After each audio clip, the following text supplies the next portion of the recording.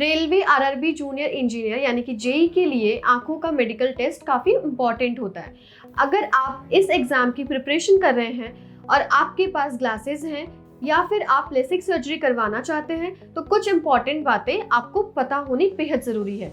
इस वीडियो में हम आरआरबी जेई के लिए आंखों के मेडिकल टेस्ट और विजन स्टैंडर्ड्स के बारे में डिटेल में बात करेंगे। आरआरबी जेई के मेडिकल टेस्ट में 4 कैटेगरीज होती हैं, A3, B1, B2 और C1।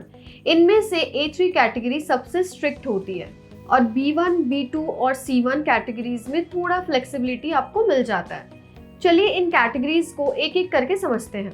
A3 कैटेगरी के लिए जो मिनिमम विजन स्टैंडर्ड्स होते हैं वो 6-9 तक की डिस्टेंस वाली नज़र है, मतलब दोनों आंखों से आपको 6-9 तक देखना ज़रूरी है।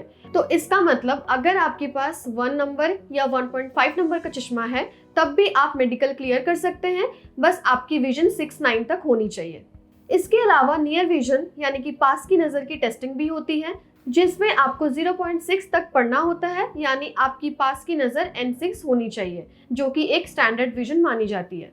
नेक्स्ट बात करते हैं B1 कैटेगरी के बारे में। तो B1 कैटेगरी में थोड़ी रिलैक्सेशन होती है। यहाँ एक आंख में 6-9 और दूसरी आंख में 6-12 तक की नज़र एक्सेप्टेड होती है। ग्लासेस का नंबर भी 4 डायप्टर तक अलाउ होता है। अगर आपके पास ज़्यादा नंबर है तो आपको लेसिक सर्जरी कराने की एडवाइस दी जा सकती है, लेकिन सर्जरी के बाद आपकी आंख की जो कॉर्नियल थिकनेस होती है वो 425 माइक्रोन से ज़्यादा होनी चाहिए।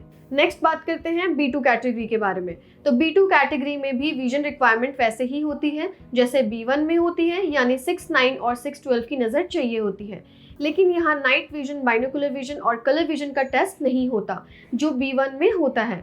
B2 में सिर्फ फील्ड ऑफ विजन चेक किया जाता है। तो नेक्स्ट बात करते हैं C1 कैटेगरी के बारे में। तो C1 कैटेगरी में ग्लासेस के साथ या बिना आपको 6-12 तक की विजन चाहिए होती है डिस्टेंस में, जो कि रिक्वायर्ड होती है। यहाँ पर ग्लासेस की कोई लिमिट नहीं होती, मतलब अगर आपकी आंखों में ज़्यादा नंबर है तो भी आप C1 कैटेगरी को पास कर सकते हो, यानी कि C1 कैटेगरी काफ़ी फ्लेक्सिबल होती है। अब बात करते हैं लेसिक सर्जरी अलाउड है या नहीं। तो अगर आप B1, B2 या C1 कैटेगरी में हैं तो आप लेसिक सर्जरी बिल्कुल करवा सकते हैं, लेकिन इसके लिए कुछ कंडीशंस होते हैं। सबसे पहला, एप्लीकेंट की एज 20 साल से ज़्यादा होनी चाहिए। दूसरा, लेसिक ऑपरेशन के दौरान कोई भी कॉम्प्लिकेशन नहीं होनी चाहिए। तीसरा, काली पुतली यानी आपकी कॉर्निया जिसमें लेज़र की जाती है उसकी मोटाई 450 माइक्रोन से कम नहीं होनी चाहिए। इसके अलावा आँख का पर्दा बिल्कुल नॉर्मल होना चाहिए और लेसिक के बाद आंख में किसी तरह का प्रोग्रेशन नोट नहीं होना चाहिए। बस ध्यान रखें, फ्लैपलेस या टचलेस प्रोसीजर जैसे कस्टमाइज या ट्रांसपेयर के ही चूज करें। ये पूरा प्रोसीजर सिर्फ 10 मिनट का होता है और मोस्टली नेक्स्ट डे से विजन नॉर्मल होने लग जाती है।